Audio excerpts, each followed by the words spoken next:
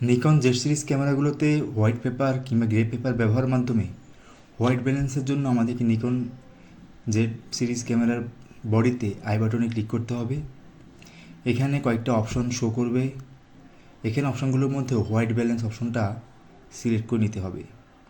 এখানে কালার টেম্পারেচারের মধ্যে অপশনটা প্রিসেট সিলেক্ট করতে হবে। প্রিসেট সিলেক্ট করার পরবর্তীতে এখানে অপশন একটা শো করছে মেজার মোড। আমরা যখন মেজার মোডে ক্লিক করব তখন আরেকটা অপশান এখানে শো করবে, তা হলো মেজার। আমরা যখনই এই মেজারে ক্লিক করব তখন ক্যামেরা অটোমেটিক্যালি হোয়াইট পেপার রিডিংয়ের মাধ্যমে পারফেক্ট কালার টেম্পারেচার ফিক্সড করে নেয় রিয়েল লাইটের। আর এইভাবে আমরা চাইলে গ্রে পেপার কিংবা হোয়াইট পেপার ব্যবহারের মাধ্যমে নিকন জেড সিরিজ সবগুলো ক্যামেরায় একইভাবে কালার ব্যালেন্স ফিক্সড করে নিতে পারি।